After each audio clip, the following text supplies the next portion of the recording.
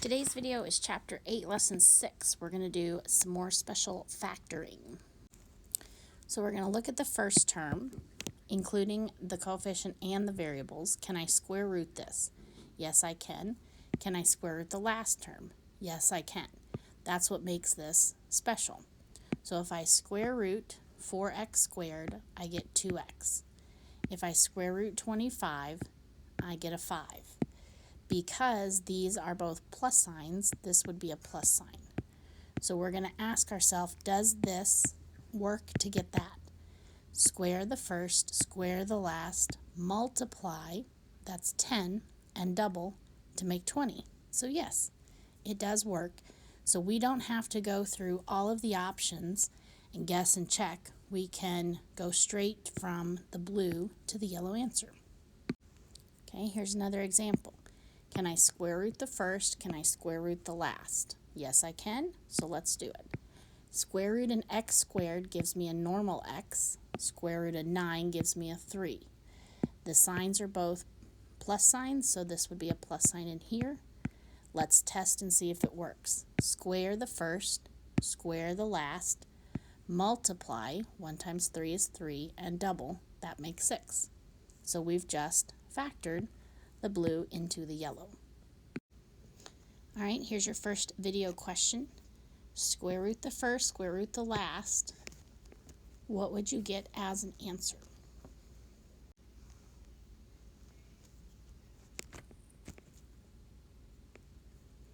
Square rooting the first gets me 3x. Square rooting the guy in the back gives me a 4. 3 times 4 is 12. Doubled is 24, so yes, it works.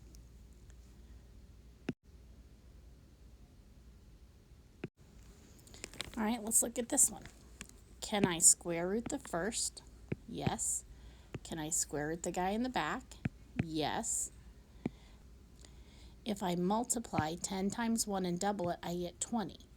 However, what's different is that I've got a minus sign and a plus sign. That's going to mean that this guy is minus. Why does that work? Square the first, square the back. A negative 10 times a negative 10 is a positive 100. But a negative 10 doubled is a negative 20. So this sign has to be plus for this whole pattern to work. This sign has to be a minus for this to be a minus. When they were both pluses, it was a plus. When we have one minus and then one plus, it's a minus. If you get a minus back here, it did this whole pattern. It's not going to work. You can't square root the first and square root the last because this guy's going to have to be a plus sign. Here is your second video question. Find the answer to this one.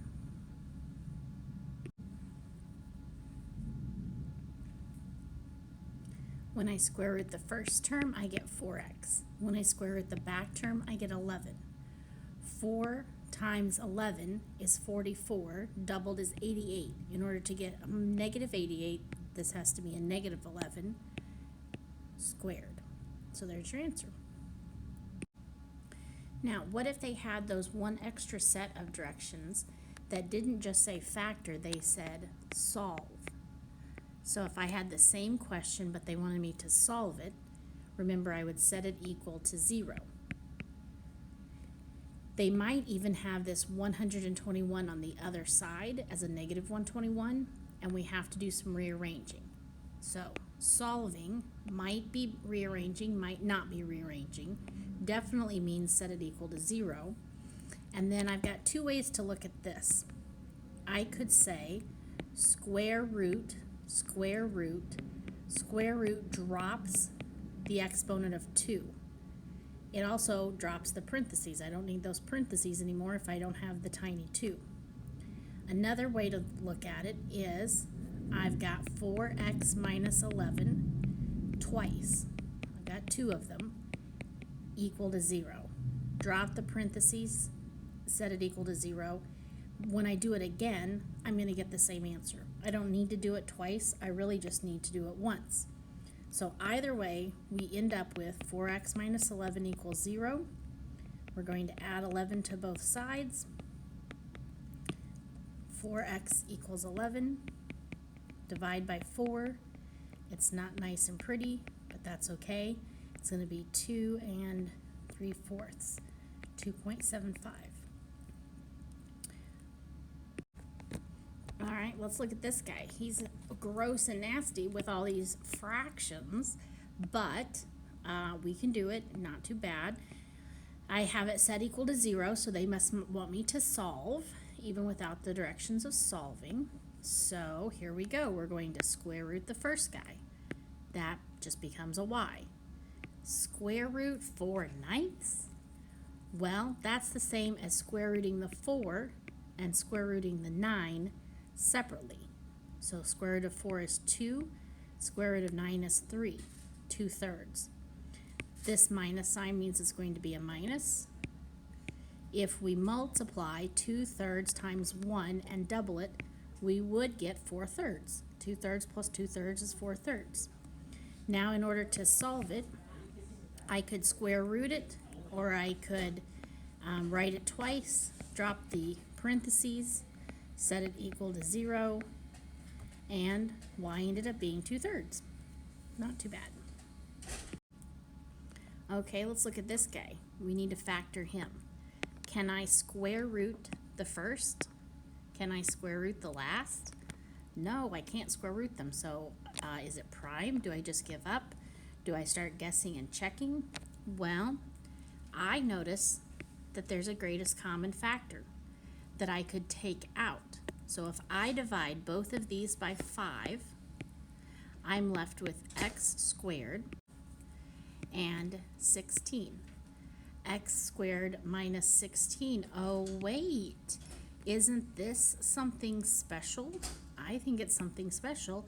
I think that was a positive 4 and a negative 4. That was that pattern.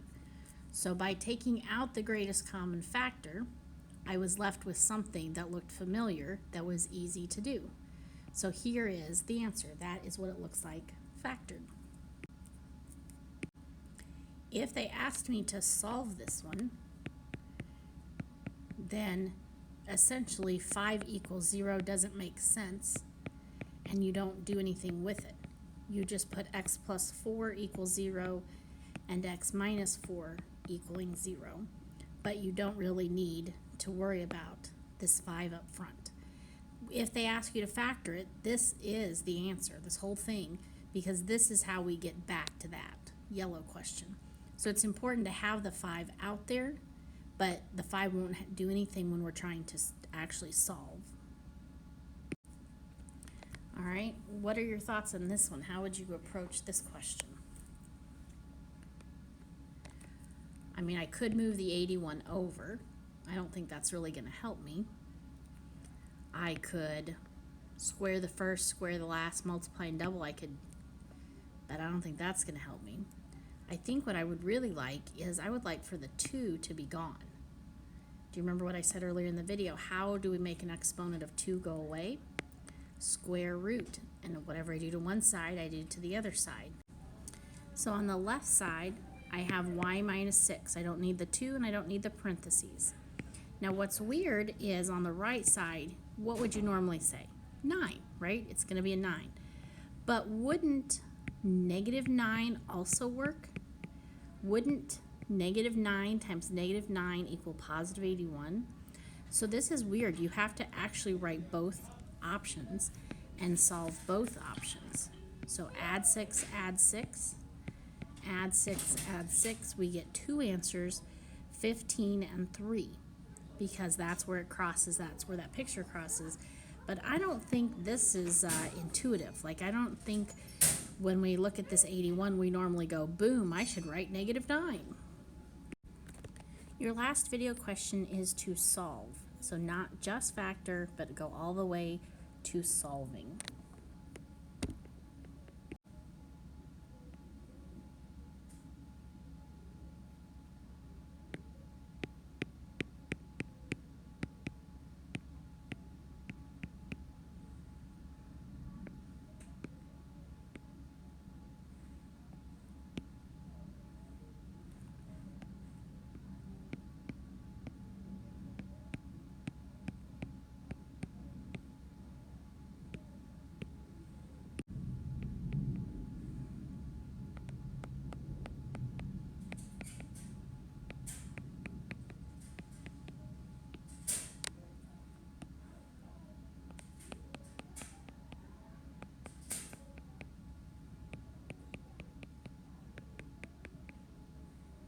So I got -3 and +3 as my solutions.